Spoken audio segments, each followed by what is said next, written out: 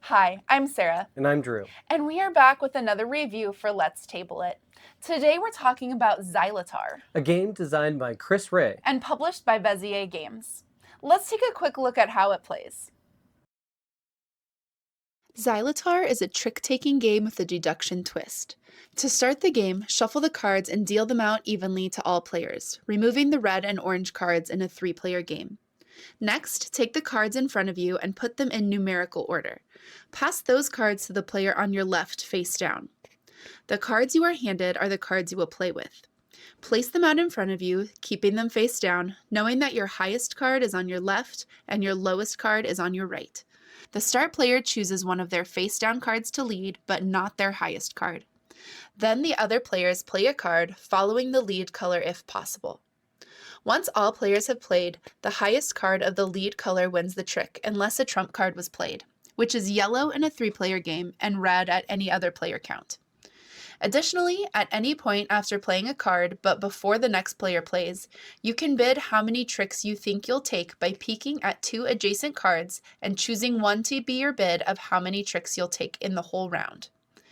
At the end of the round, score 1 point per trick you took and 5 extra points if you make your bid. After 3 rounds of play, the player with the highest score wins. So Drew, what did you think about Xylotar? You know, it's kind of an interesting game. So many times you get the, trick taking and stuff like that. This one, with that slight bit of not knowing what's 100% in front of you, it does throw a little wrinkle into it. I think it does something unique.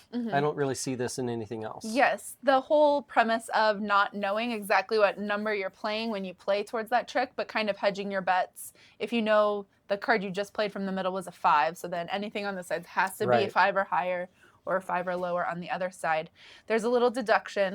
Yeah, but it's interesting too, because it's not just you deducing. People see that as well. You know, as you play it, that's public information.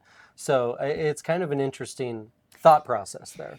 I don't think I'm smart enough to keep track of all of that. I think I would have to stick with what's in front of me and try to figure out from there. Yeah, and especially as you get 3, 4, or 5, I mean, it starts to really, you start figuring out, but you start definitely losing track of anybody else's. For sure.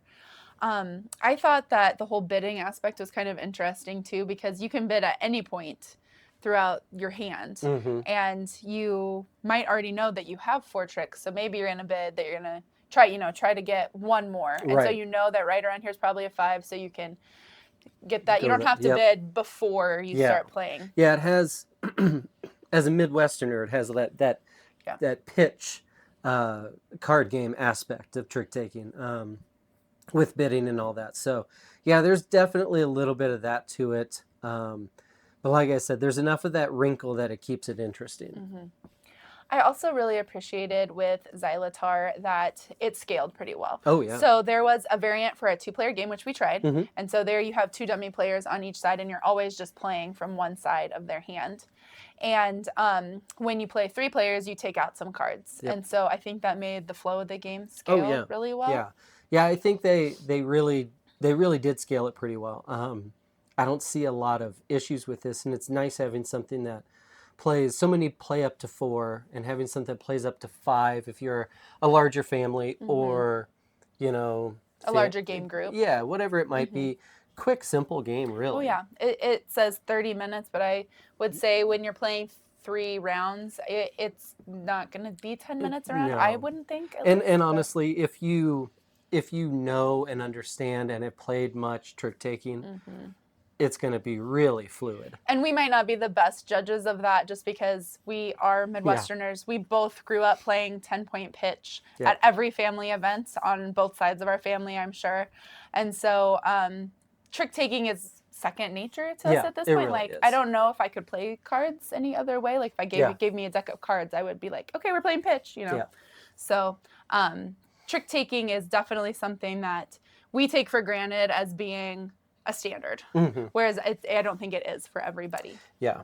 The other thing I really like is, so many times on the box it's 2 to 5 players or stuff like this, and they, expressly say 3 to 5 and special rules for 2. That is And I nice. think that is huge. I mean, I give them a lot of credit for being open about, look, we've got a 2-player variant. So many times it's, oh yeah, 2 to 5 or 2 to 7, but the 2-player is, You have to have that dummy player. yeah, or And something. that is something in gaming in general Oh, that's yeah. really been turning me off, is the upkeep of the dummy player.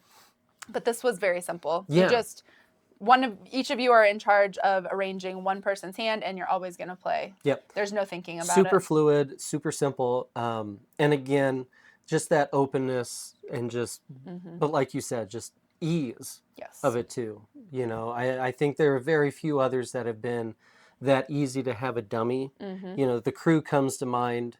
We played it a lot at 2, and the dummy wasn't hard to set up or manage. So this well. definitely had a very similar kind of flow. Definitely. So, did you have any negatives? I'm not sure. I mean, it's a lighter game. Don't go in expecting, something massively cerebral. But at the same time, when you have a small box that's 3 to 5 players and stuff like that, I don't know why you would, but sure. I don't know. I have one bone to pick. I'm a music teacher. That's my day job. And so when I was looking through the rule book and I saw that we were calling a dotted half note a 3/4 note, that kind of bothered me a little bit. So if you're versed in music, that might bother you as well. And then I would just be interested in some of the conversations around, why did we make this suit a half note and this suit a sharp half note?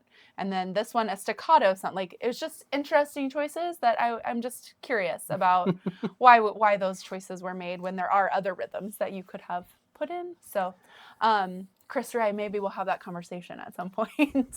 But I am, overall, the music theme does tie in really well. It does look like a xylophone when you put it out in front of you. And those bars are going to be all different colors, and it just makes it look like this crazy instrument, which I think is what they're going for. So that does come through really well. Yeah. Yeah, like I said, I think overall it's just a quick, fun little game that if you're understanding and know trick taking pretty well, this will flow. It's an easy one to table. So easy. Yeah, you could table this without a problem. If your game group knows those types of things, you've got this. Definitely. Yep. This has been another review for Let's Table It. If you're interested in more board gaming content, make sure you're subscribed to our channel.